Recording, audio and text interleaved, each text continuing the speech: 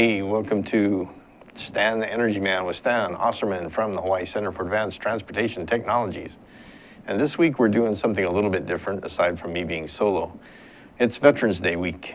So this Wednesday everybody gets a holiday, and I'll be heading to the mainland to do some work with the folks in the Air Force. And I figured what I'd do this week on this week's show is talk about the military projects that I focus on with HCAT and the things that we're doing.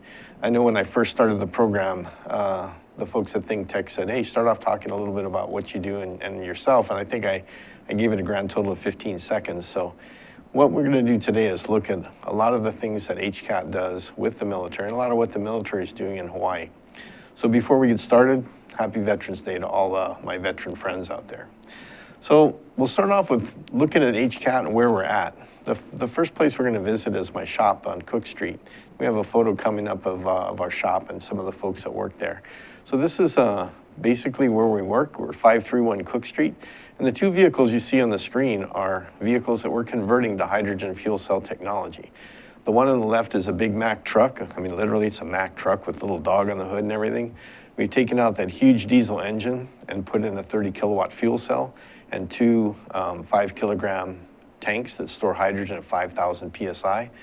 And those things will get that truck moving with a big electric engine, electric motor, and be able to do its job with more torque and more efficiency than with that big diesel engine. In fact, the only thing that worries me is we're taking so much weight out of it that I'm a little bit worried that if you fill up the back and tip it, we might actually do a wheelie with that thing. So we're gonna try and load the front up with some good lithium batteries. The vehicle on the lift in the middle there, the white one, is actually now all green and is a hydrogen fuel cell powered F550 Ford chassis with an Eldorado body that's going to Volcano National Park. Likewise, it has a 30 kilowatt fuel cell under the hood. Took all the diesel workings out of it, the whole drivetrain, rear axle, everything. Has regenerative braking and is slated to get to the Big Island sometime early next year and do service with Volcano National Parks, running on hydrogen and taking most folks from the visitor center to Thurston Lava Tube. Here's some of the folks that we work with. These are employees of US Hybrid, and that's Todd, Chris, and Glenn. They're super qualified technicians in the hydrogen arena, and they do everything from convert our vehicles to help us put the station together at Hickham. And they're real great guys to work with, and they do the lion's share of the conversion of our vehicles at Hickham. The next thing we got going is we've got a photo of a stationary fuel cell, or our station at Hickham. This was part of a tour that we gave the legislature back in July of 2014. And what you're seeing on the right is the doors that are open are actually the compartments that we have our stationary electrolyzer in. That with some power and some water feeds hydrogen out and oxygen out with water and electricity in. So essentially, and I think we saw this in the show with Mike Panev, the electrolyzer basically splits water into its two atomic elements, hydrogen and oxygen. We actually let all the oxygen go. But you can see this is a fairly small piece of equipment. It actually, the electrolyzer itself and the entire power supply that goes with it are inside of a 20-foot Connex container sitting at ground level there. So you could actually take this thing, button it up, put it on a trailer, ship it on a Matson container or any kind of container ship anywhere in the world and pull it off and set it down and get it working. It's really a small piece of equipment. And like I tell folks at visit, like during this visit, what you're actually seeing is the oil drilling and the refinery all in one place. Because when you go into this hydrogen station and you pull up in the front, it really isn't much bigger than a regular gas express that you see in town. But it's also your refinery. It's also making the hydrogen, compressing it, storing it, and dispensing it. It's a really nice piece of equipment. So the next slide shows another view. This is looking towards our fire suppression system. Those two black tanks in there actually had nitrogen in them, and they were used to suppress any kind of fire. So what we've discovered is it's really not important to have that there. The fire suppression or the fire threat is pretty minimal. Essentially, when you're making hydrogen, it's such a light element and it travels upwards at 45 miles an hour that if you have a small leak, it's really almost impossible to ignite the hydrogen. And if you have a big leak, you can hear it. It's really loud. And what you'll see is a little bit of a vapor jet coming out. You'll hear the noise. And if there's no fire present or no ignition source present at the right spot in that release, you're not going to have a fire. So we've kind of downplayed the fire suppression piece in our station, and we've actually gone into monitoring. We have infrared sensors and things like that to look for any fire sources. And that's what we do to keep our station safe. But this station produces 65 kilograms of hydrogen a day, and using mostly grid power, although we do have a 145 kilowatt photovoltaic array outside that we can use also to make hydrogen, but it'll only give us about 11 kilograms a day worth of production. We can store almost 400 kilograms of hydrogen at 6,000 PSI average. We have a couple of buffer tanks that go to 12,000 PSI and some storage that's down around the 3,000 or 4,000, but we average about 6,000 PSI. And that allows us to service actually some fairly large vehicles, larger than the ones we have on site that I'm going to show you in a few seconds. But it gives you plenty of production capability. So our next slide is another cool piece of equipment that we have on site. It's actually not part of our station, but it happens to be sitting at our station. It's a hydrogenic stationary fuel cell. What this is a portable generator on wheels. And you're going to see one later on that we're working with Young Brothers and the Department of Energy on. But this one is a 65 kilowatt, so 65,000 watt generator that has a backup power supply inside. And you could literally roll it up to a building and just feed hydrogen into it, and it could provide electricity for that building as long as you have hydrogen. And a 65 kilowatt fuel generator is a pretty impressive size. And I think we have one more shot of the inside. And when you look inside, the actual fuel cell is pretty small. That's the fuel cell right there. So it's almost 2 stereo racks. It looks like a couple of server racks or something you'd see in an electronics arena. But that's all it takes. It takes very little space inside. It's also a 20-foot Connex container. So inside the container, we have the fuel cell, and we have also battery backup, an uninterruptible power supply that we can use when we want to provide immediate capacity for a power outage before our fuel cell kicks in. Because the batteries can respond very quickly, and then the fuel cell picks up the load and has a long endurance, and the batteries can be charged up again for the next surge or the next requirement. So this fuel cell, like I say, is currently out at Hickham at our station, but we're thinking of moving it to one of our new microgrid projects and resetting it as a power generation piece. So some of the individual projects that we're actually working on with US Hybrid are some vehicles that come and you get hydrogen at our station. And the first one up is a bus. And that's me in a former life. I picked that picture for Veterans Week. And that's me in my last life in the National Guard as a guardsman. And the fuel cell bus behind me is an F550 chassis, also like the Volcano buses. In fact, it was the very first one ever converted to run on hydrogen.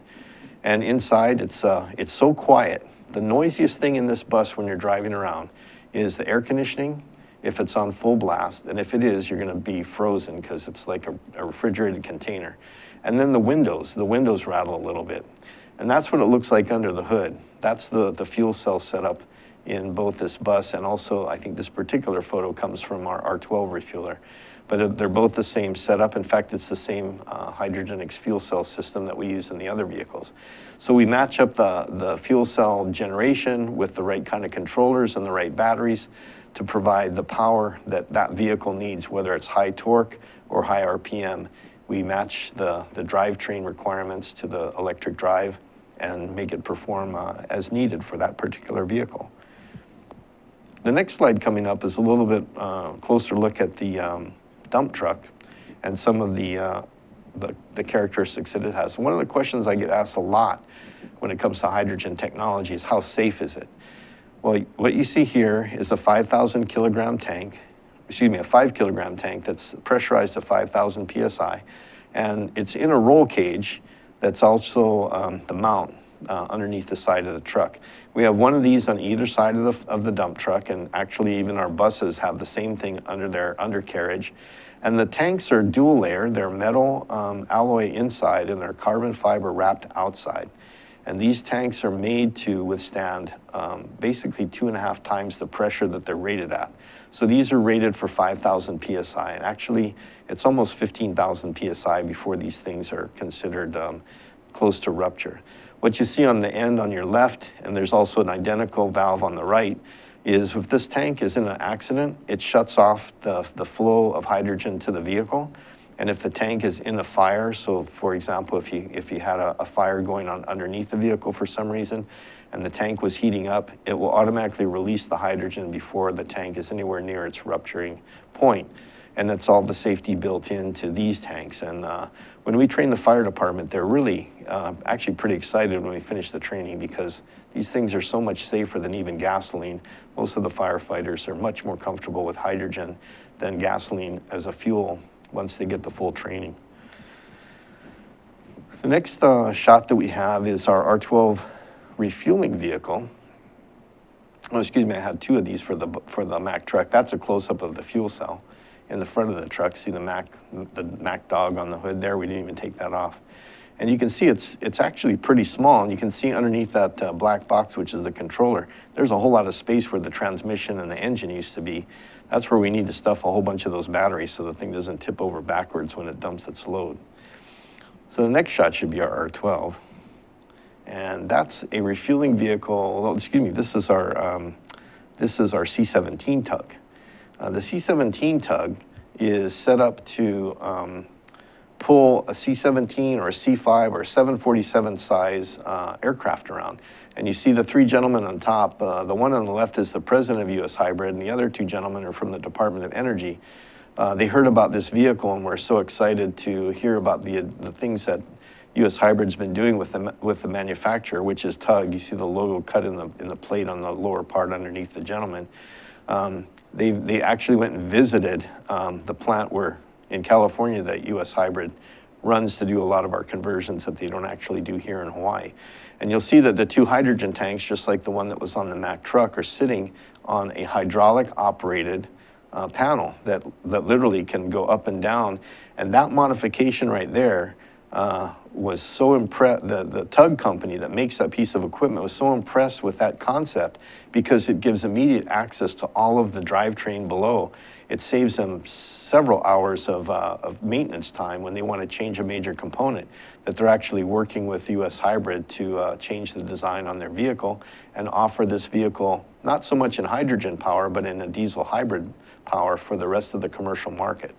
So this is kind of one of our big win stories, but this vehicle is rated to pull, I think it weighs about 35,000 pounds by itself. It's very heavy. It's got to keep the nose gear of a big airplane on the ground, but it's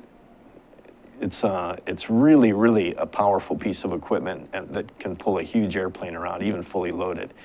So very impressive vehicle. And this is one that we are expecting delivery on in about another 2-3 months. And I'm hoping that we'll be able to have a big rollout ceremony with this one. Okay, next slide coming up should be our green wrapped Volcano National Parks bus. There we go. That's what on the first slide is showed it as a white bus. This is with the full wrap on it.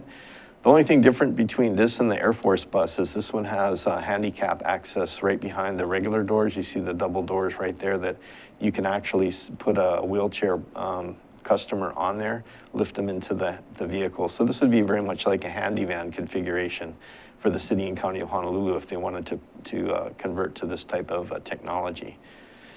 And the next thing we have coming up is our weapons loader after, well, that's inside. That's the fuel cell inside the Volcano National Park bus. And you can see the blue tubes there are actually the cooling system in the fuel cell arrangement. So if you look, the fuel cell there on top looks like a stack of cards, a deck of cards stacked up really tightly packed. And they're individual compartments where hydrogen goes into one side of the stack, oxygen is pressed in under pressure on the other side, and the hydrogen and the oxygen meet a catalyst, usually a platinum catalyst inside the fuel cell that makes it turn back into water. And a catalyst, if you remember from chemistry school, it doesn't participate in a reaction, it just accelerates a reaction. So what would normally happen in nature, if you have hydrogen and oxygen, they would eventually meet and turn into water. This accelerates that process, and accelerates it so much that you can actually collect an appreciable amount of electricity out of the reaction. So when you put hydrogen in one side of a fuel cell and you put oxygen or air in the other side, it turns into enough electricity to charge your batteries and run your motor on a fairly large vehicle. So when you look at this technology, it's really amazing that you can get that much power out of something that's small. And compared to an internal combustion engine, you just don't have any moving parts. So I tell you what, when we go to break, because it's Veterans Day week, I'm gonna have to honor my favorite veterans, and those are fighter pilots. And we're gonna start off with a fighter pilot joke. So how can you tell when there's a fighter pilot at your party? And after this break, I'll tell you. Hi, I'm Jay Fidel. I'm host of Hawaii, the State of Clean Energy, which is our flagship show, which plays 4 to 5 p.m. every Wednesday. And the supporters of that show are Hawaii Energy Policy Forum and Hawaii Energy. And luckily enough, we have representatives of both of them right here today to tell you more about what they think about the show. Sharon Moriwaki at my left is co-chair of Hawaii Energy Policy Forum, and she goes first. Sharon? Thank you. Thank you, Jay. I'm so glad that we have this Hawaii, the State of Clean Energy. This was 2 years ago when we started this, and we have continued it because it's so important, and there's so many developments happening across the state, and we hope you'll tune in every Wednesday, 4 to 5. It's wonderful. And Ray is Hawaii Energy. Ray, what is your thought about the same subject? Well, I agree completely with Sharon that we are talking about every Wednesday, 4 to 5. We talk about some of the most important subjects that are affecting the islands now and into the future. Energy, clean energy, we need it. We often run into new ideas that we had not thought about before. We did just today, and I think we're going to have more of that in the future. So come on down and watch us 4 to 5 on Wednesdays, and we'll see what happens. We'll see you then. Aloha. Aloha. Hey, and welcome back to my lunch hour. Stan the Energy Man on our Veterans Day week. So how do you know when there's a fighter pilot at your party? You don't have to worry about it. Within 10 seconds, everybody at the party knows you have a fighter pilot at your party. So another thing, how do you know, how many fighter pilots does it take to screw in a light bulb? It only takes one. He holds a light bulb and the world revolves around him. So those are my fighter pilot jokes for you. Remember, fighter pilots, if you're not joking with them and teasing them, they don't feel appreciated. So make sure you tease your favorite fighter pilot this week. All right, back to our business.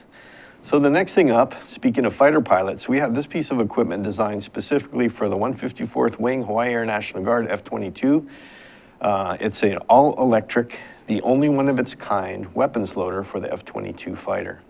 And what you see there is Lieutenant Colonel Scott Fitzner and myself modeling our best patriotic attire with this weapons loader. It's designed to put missiles or bombs into the weapons bay of the F-22, and it works off of hydrogen.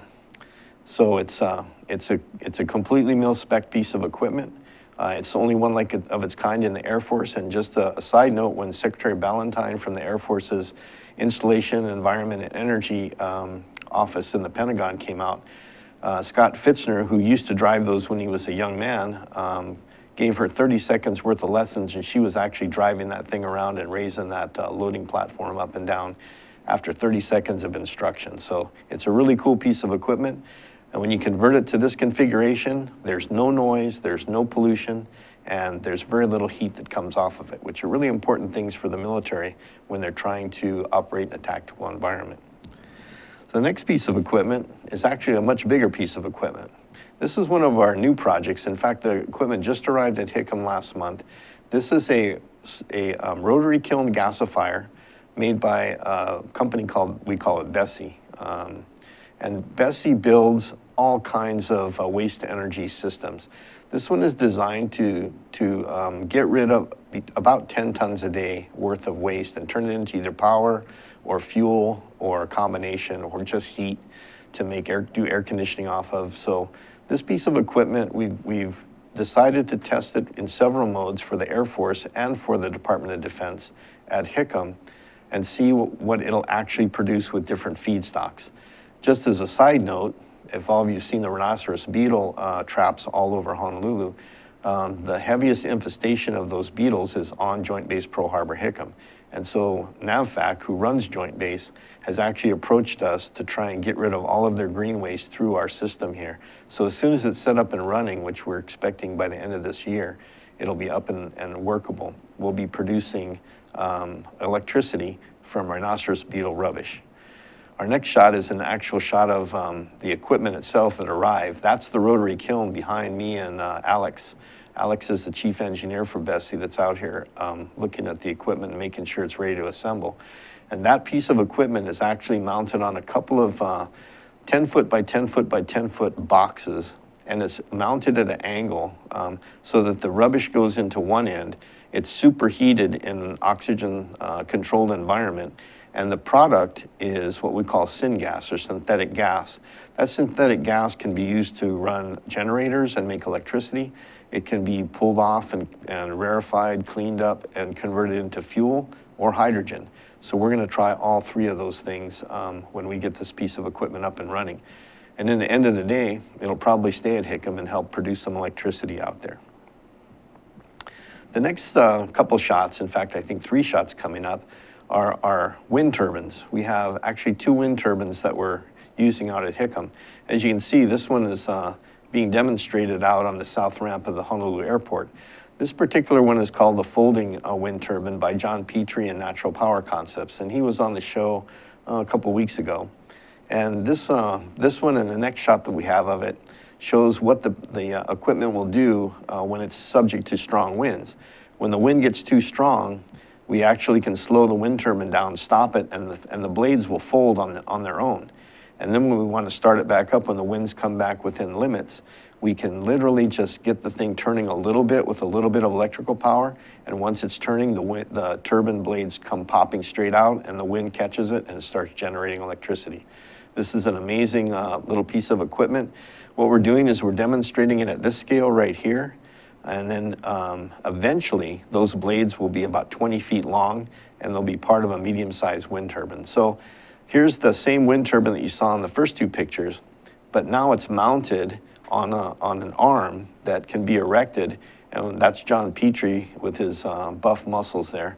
And what he's standing next to is a scaled-down 40-foot ISO container. So if you can imagine that what he's leaning on would normally be a 40-foot long container, like you see the trucks driving around Honolulu with a bunch of cargo in them, and those turbine blades being, around 15 to 20 feet long and spinning and producing electricity. That's what we're simulating. So the idea with this is the military would take this piece of equipment, put it on a ship or an aircraft, take it to a location, set it up. If the winds are sufficient enough, you pop it open, the turbine pops up, starts producing electricity. As you fold the sides of those containers down, they have photovoltaic cells in there to give you power from sunlight. The container also has a battery system in the bottom to give it some weight and also to store energy. And it has a backup generator that can also provide energy. So this is one of the mobile power things we're doing for the Air Force. And the next shot we have is actually my favorite wind turbine. This is my very favorite. This is, we call this one the spoke wheel, also by Natural Power Concepts, also on the south ramp getting tested the same day we took the other photos. This one is so neat because this is the full scale size. It's about 11 feet across. And you notice that it has some paddles that are kind of sitting flat and some other vanes that are mounted on the sides. This thing automatically turns into the wind and starts generating power. And then if the wind gets too strong, the actual turbine starts to tip forward. And that's when you see those little paddles that are kind of sitting horizontal. Well, once they start tipping forward, if the wind gets any stronger, it actually, those paddles actually blow the wind turbine flat and feather, essentially what we call in the military, feathering the prop or feathering the wind turbine so it can't be damaged. So the unique thing about this equipment is you just put it out in the field and it starts generating electricity. And if the winds get too strong, you don't even have to do anything. The machine takes care of itself. And it's not computers driving it, and it's not hydraulics. It's just the wind itself that helps feather the equipment. So this is a really low maintenance, really simple, easy to construct, easy to ship piece of equipment that can give the military power in the field. And so we like that one a lot. And the next thing we have coming up, I told you earlier that we have a stationary fuel cell at Hickham that we're using for our backup power in some of our project.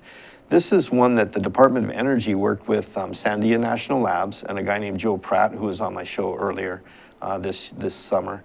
And this is a 100 kilowatt fuel cell. And instead of having a backup uninterruptible power supply, this one actually has 75 kilograms of internal hydrogen storage.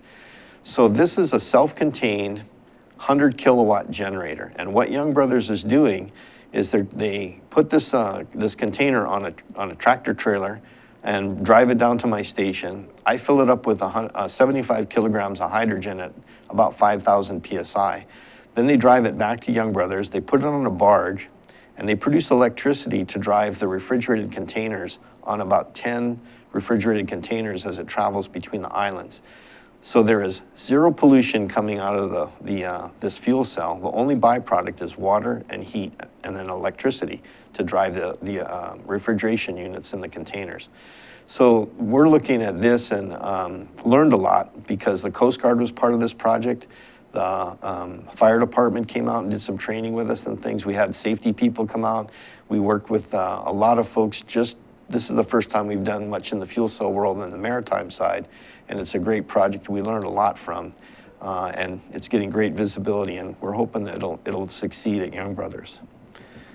So the next one, I kind of saved this one for the end. We actually have one more contractor who's doing some great work for us, and he's actually converting that building in the background to a net zero building. We've got photovoltaics going in, and we've got, he's done some great work. This is HNU from Maui. Kyle Blickley, who's been on the show, talked a little bit about this project. But I like this photo, and I saved it for near the end of the show, because what you see in the front is a bunch of foam. That's not snow in Hawaii, but that's what it looks like when the fire suppression system in a big hangar for airplanes goes off and puts enough foam out to cover the entire parking lot and everything in front of the building. Fortunately, Kyle and his folks had nothing to do with setting off the fire detection system and setting these the big foam this waterfall going out the windows. But this is what it looks like. And Kyle and HNU have done a great job in getting that building ready for net zero operations. And this will actually be one of our first buildings we put on our first microgrid at Hickham. So just to give you an idea that this is Veterans Day, this is Veterans Week. There's me in uniform near the end of my 35-year career with a gentleman you might recognize in the middle who's now Hawaii Congressman Mark Takai, also a veteran.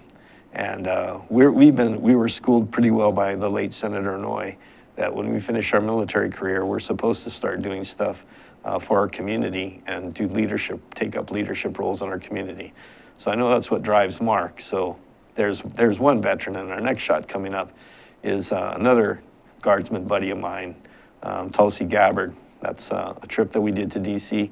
When we go to visit her in her office, we have to wear our suit and tie. So that's one of the few photos you'll see of me in a suit and tie, probably until they bury me. But there's Tulsi Gabbard in her office, and we went to visit her and talk to her about a lot of military stuff. And it's great to work with professional military folks and see them succeed and move on to Congress. We're really proud that Hawaii has such a strong support for the military, and also that we've been able to field 2 military qualified folks in Congress. And it's really kind of neat because, you know, Tulsi, she's kind of like me. When I tell people what I've done, what I do, and what my past is, everybody goes, you were a cop before, and you have a contractor's license and you build stuff? Well, Tulsi's not your typical female guard major. She just got promoted to major. She doesn't just sit around in an office, you know, and type on computers and stuff.